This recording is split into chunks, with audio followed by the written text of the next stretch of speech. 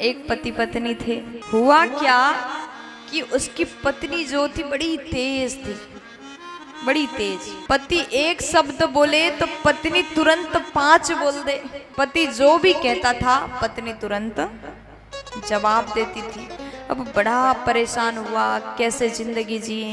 ये तो शुरुआत से ही बहुत ज्यादा समस्या आ रहा है, एक दूसरे का सोच नहीं मिल रहा, विचार नहीं मिल रहा, हर छोटी छोटी बात पर झगड़ा हो रहा है, लड़ाई हो रहा है। अब पत्नी को घर के काम करने में मन ही नहीं लगता था।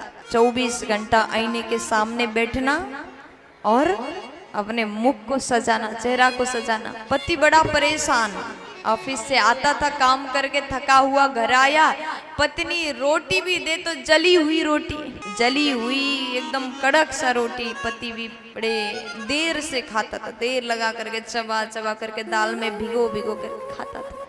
अब पति को लगा कि कब तक सहन करे, अति हो गया। एक दिन बोल दिया, रोज रोज क्या नाटक है, 2 घंटा आईने के सामने बैठने से अच्छा तो रोटी बनाना सीख लो। पत्नी ने कहा रुको अभी बताती हूँ कैसे सीखी हूँ। रसोई घर में गई, बेलन लेके आई और बेलन दिखाया, पति चुपचाप भाग गया। दूसरे दिन वही नाटक, फिर वही जली रोटी परोस दिया। पति बोलता थोड़ा सा घी लगा दो, थोड़ा सा घी लगा दो। पत्नी ने बेलन उठाया, एक मारा, यहाँ पर लगा, सूज गया बेचारे का माथा, सूज गया। अब वो बहुत दुखी हुआ, बहुत दुखी हुआ, आज तो अति हुआ।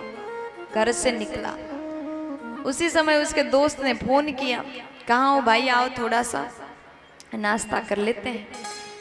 हो गया, कम से कम दूसरे के घर में नाश्ता ही मिल जाए। दूसरे के यहाँ गया, दोस्त के यहाँ गया। दोस्त ने कहा कि आओ बैठते हैं, चाय पानी कर लेते हैं।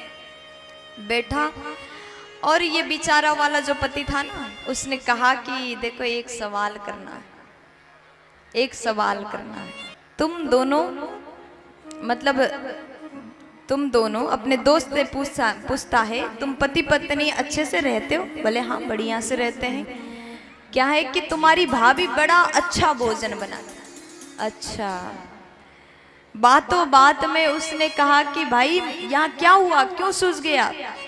तो बोलता है नहीं नहीं, आते आते थोड़ा सा गिर गया था। अच्छा, गिर गया तो थोड़ा घी लगा लेते। पति बोला वही घी का ही तो चक्कर थे, घी का ही तो चक्कर है। अब चुपचाप से उनकी बात सुनता है और उस दोस्त ने कहा अगर पति पत्नी में झगड़ा हो तो एक काम करो, बहुत सुंदर उपाय। बोले कौन सा उपाय? पति चाहे कैसा भी भोजन बनाए तारीफ करो, क्योंकि इनको तो तारीफ बहुत पसंद है। भोजन में तारीफ करो तो वो बढ़िया भोजन कराएगा, बढ़िया भोजन। अब वो गया, आज तो उपाय अच्छा मिला, चाहे कैसा खाना बनाए मैं तो तारीफ करके रहूंगा, तारीफ करने से मैं चूकूंगा नहीं।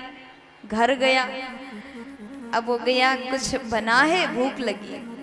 पत्नी बोली हाँ हाँ बनाए ना, आप बैठ जाइए, हाथ धो के बैठो। पति बैठ गया, हाथ मुंह धो के, हाथ पैर धो के बैठ गया भोजन करने के लिए। अब पत्नी गई अंदर से, भोजन लगाया, थाली सजा करके आई। जैसे पति ने देखा और खाने लगा, अब तारीफ करना शुरू किया। रोटी दी, रोटी परोसा। तब पति कहता ये तो रोटी नहीं चांद है, चांद, इतना सुंदर बना। रोटी नहीं, ये तो लगता है चांद ही है। अब रोटी सब्जी अच्छे से खाया, पानी दिया पत्नी ने। पति कहता है, तारीफ कर रहा था ना, कहने लगा ये तो पानी नहीं अमृत है, अमृत। तुम्हारी हाथों से मुझे जो भोजन मिला अमृत जैसा है। पत्नी बोली अच्छा अमृत लग रहा है। चली गई अंदर, हंसते हंसते अंदर गई, बेलन लेके आई पीछे छुपा करके, आकर एक मारी। पति कहता है अब क्या हुआ, तारीफ ही तो किया था, थोड़ी बुराई किया था। पत्नी ने क्या कहा जानते हैं? रोज घर में बनाती हूँ भोजन, प्रेम से खिलाती हूँ, कभी तारीफ नहीं किया। एक दिन क्या होटल से मंगाया, तुम तो इतना तारीफ ही कर रहे हो।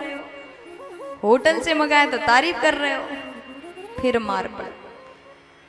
तो क्या होता है, वे केवल, ये तो थोड़ा सा विनोद की बातें, लेकिन गृहस्थ जीवन में अगर रहना है, पति पत्नी को एक दूसरे को समझना बहुत जरूरी है, बहुत जरूरी। कभी भी अगर, जैसे कि गाड़ी है, ठीक है, उसके एक पहिया खराब है और एक पहिया अच्छा है, तो गाड़ी को खींच लो, कभी गाड़ी चलेगी नहीं चलेगी, क्योंकि ये खराब है। उसी प्रकार गृहस्थ जीवन में भी पति पत्नी एक गाड़ी के दो पहिया होते। समझदारी से दोनों मिल करके इस गाड़ी को चलाओगे तो गाड़ी चलेगी, आपका गृहस्थ आश्रम, गृहस्थ जीवन बहुत सुंदर चलेगा। एक दूसरे को समझना बहुत जरूरी है, बहुत जरूरी। अगर पत्नी कुछ बोल रही है तो वो बात आपको सुन लेना चाहिए। अगर पति ने कुछ कहा है तो उसके पीछे का कारण आपको समझ लेना चाहिए। एक दूसरे को समझोगे तब कभी दुखी नहीं रहोगे।